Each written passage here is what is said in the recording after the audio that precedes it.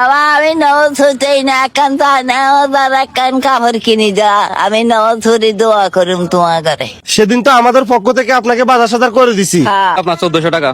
500 টাকা 500 আরো নেন 500। 1000 আচ্ছা আরো নেন 500। কত হয়েছে? 1500। 1500 আরো নেন 500। কত হয়েছে? 2500 2500। এখন 2000 হয়েছে। 2000 আরো নেন 500। আল্লাহ কত হয়েছে? 2500 মাশাআল্লাহ 2500। 2500 হয়েছে এখন। আপনি পাইতেন আমাদের কাছে 1400 টাকা, আমরা দিছি 2500 টাকা। এখন হবে নি? এখন এগুলা দিয়ে কি করবেন? এই টাকা দিয়ে কি করবেন? ওষুধ গামু যা নামাজ কিনুম নামাজের কাপড় কিনুম। যারা যারা আপনাকে ফলো করছে তাদের জন্য নামাজ পড়ে দোয়া করবেন না? প্রত্যেকের দোয়া করুম মুনাজাত দি। দেখেন তো ভাই, ওনার বয়স এখন বর্তমানে কত হইতে পারে বলেন তো? 90 বছরের মতো তো হবে আমার একটা ধারণা। ভাই আমরা যে কাজগুলো করতেছি এগুলা কি ভালো?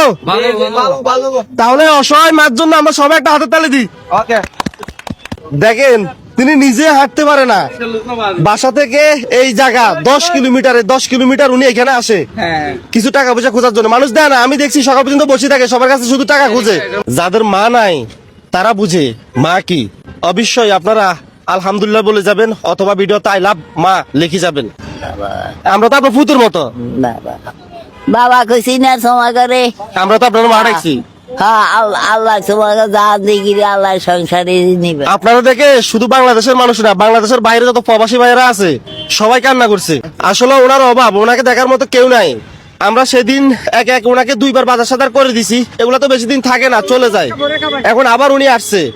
উনি এই যে রাস্তার মাধ্যমে ব্যস্ততাময় সড়ক, এই শহর, হাজার হাজার মানুষ, গাড়ি ঘোড়া, ধুলা বালি, এগুলোর ভিতরে এই বয়সে উনি এখানে আসি মানুষের কাছে সাহায্য চাই, শুধু কোন রকম বেঁচে থাকার জন্য। যাদের কাছে রিয়াদ ভাইয়ের এই ধরনের ভিডিওগুলো ভালো লাগে অবশ্যই একটা শেয়ার করবেন। মনে রাখবেন আপনার একটা শেয়ারে পরবর্তী আমি এরকম আরো একটা উদ্যোগ নিতে পারবো। সবাই ভালো থাকবেন। আসসালামু আলাইকুম।